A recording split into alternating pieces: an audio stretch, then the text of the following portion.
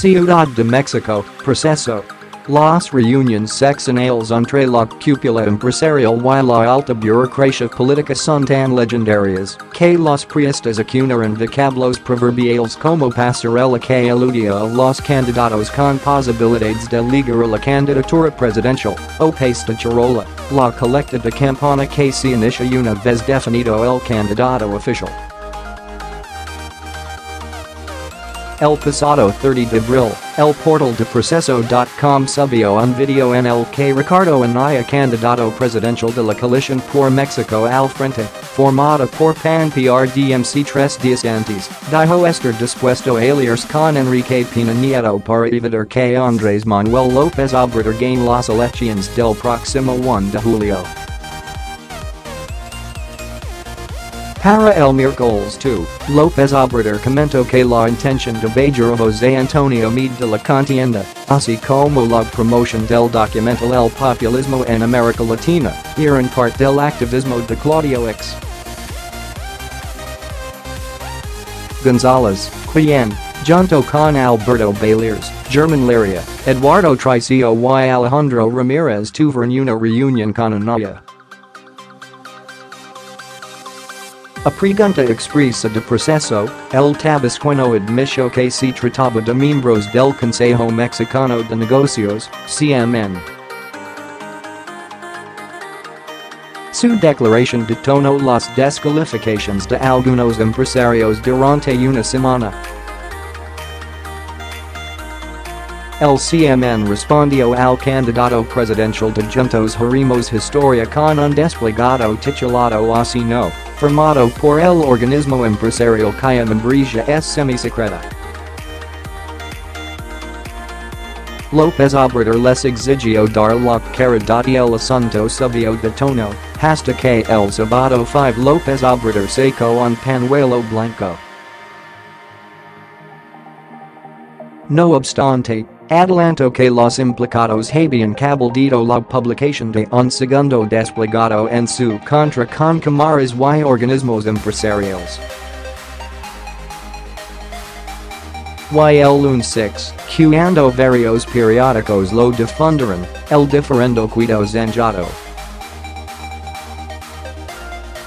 Reeditada la ritualística del régimen hegemónico, la reunión de 5 empresarios con Ricardo Anaya fue calificada por López Obrador como el conciliábulo en el que se acordó unificar las campanas en su contra.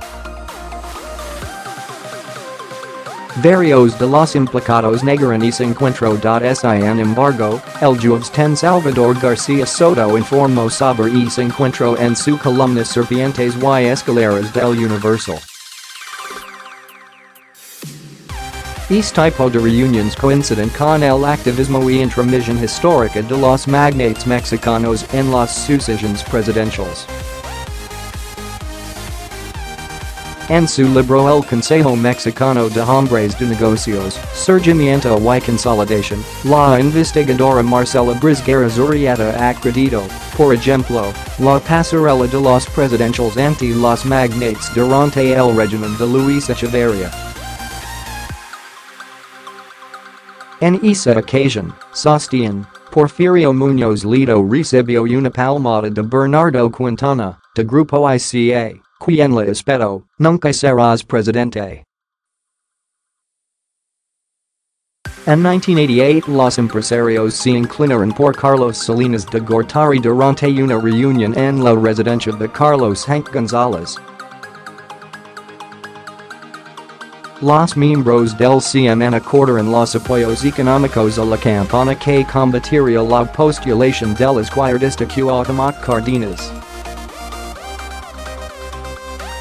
La relación con el empresariado de la época descansó en 2 personalidades activas, Claudio X.González, quien incluso se convirtió en asesor económico de Salinas, y Alfonso Romo Garza.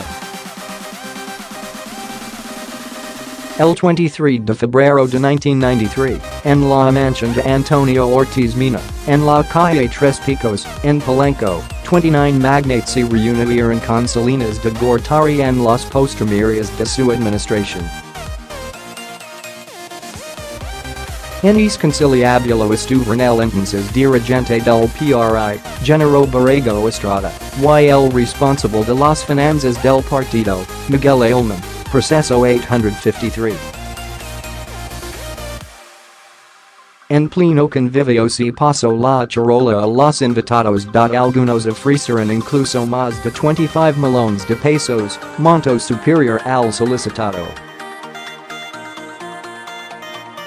Entre los que acudieron a la encerrona de Tres Picos estuvieron Jorge Larrea, padre de Germán Larrea, así como Claudio X.González Laporte y Alberto Bailleres. Estos últimos forman parte del grupo que participó en la reunión reciente, según expuso López Obrador la semana antepasada.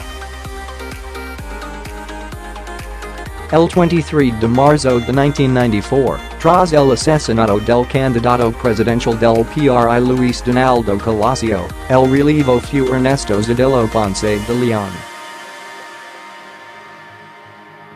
Los hombres de negocios volvieron a reunirse para el pasta charola. El anfitrión fue Lorenzo Zambrano, cabeza de Cemex. Y el encuentro fue el 4 de mayo de 1994, mismo día que la clase empresarial, la mayoría de la coalición del CMN, tuvo un encuentro en Monterrey. Alfonso Romo es ahora el principal responsable de la vinculación de López Obrador con el sector empresarial, en tanto que Josefa González Blanco Ortiz Mina, nieta de Antonio Ortiz Mina, el anfitrión del encuentro de 1993 en la Casa de Tres Picos, hija de Patrocinio González Blanco, ex-gobernador de Chiapas y secretario de Gobernación en el sexenio de Salinas, está incluida en el eventual gabinete del Tabasqueño. La llamada transición democrática tuvo también la participación de los hombres del dinero, de manera más o menos conocida, por la integración de un grupo denominado Amigos de Fox, creado por Lino Corrodi, quien ahora se integró a la campaña de López Obrador. En su edición 1334, proceso anticipó los nombres, que posteriormente reveló el Instituto Federal Electoral, transformado en INE a partir de abril de 2014, que participaron en el financiamiento ilegal que facilitó el arribo de Vicente Fox a Los Pinos. Una vez más, aparecieron los nombres de prominentes miembros del CMN, el banquero Roberto Hernández, Lorenzo Zambrano, de Cemex, Eugenio López, de Jumex, Pablo Escandancusi, de Nadro, y Carlos Slim, entre otros, quienes, a pesar de las indagatorias en su contra, nunca fueron tocados. Por esos años, el presidente del CMN era Claudio X.González Laporte, quien alcanzó esplendor durante los sexenios priistas de Salinas de Gortari y Ernesto Zedillo. Para 2005 el Consejo participó también de manera activa en el proceso de desafuero al entonces jefe de gobierno capitalino, Andrés Manuel López Obrador. El objetivo del gobierno Foxista era impedir su postulación a la presidencia de la República cuando llevaba amplia ventaja en las preferencias electorales. El 10 de junio de ese año, la casa de Romulo O'Farrell sirvió de escenario para la comilona a la que acudieron el entonces presidente Fox y su secretario de Hacienda, Francisco Gil Díaz, proceso 1485.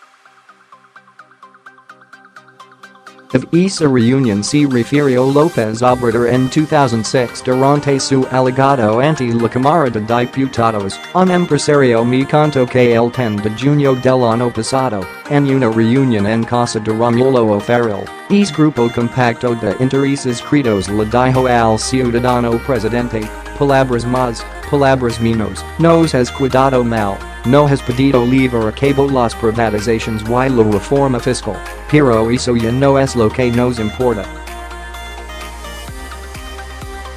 Ahora lo único que te pedimos es que por ningún motivo permitas que es populista de Andrés Manuel llegue a la presidencia.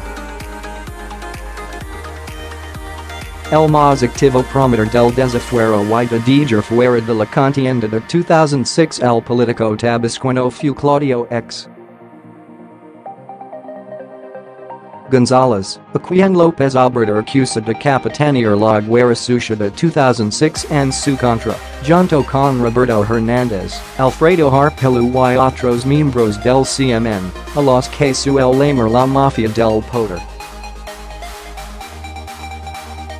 Para 2012, el respaldo a la candidatura de Enrique Peña Nieto fue claro como su apoyo al mandatario, al menos los primeros 2 años de su gobierno. Proceso solicitó en 2013 la lista de invitados a Palacio Nacional a la toma de posición de Enrique Peña Nieto.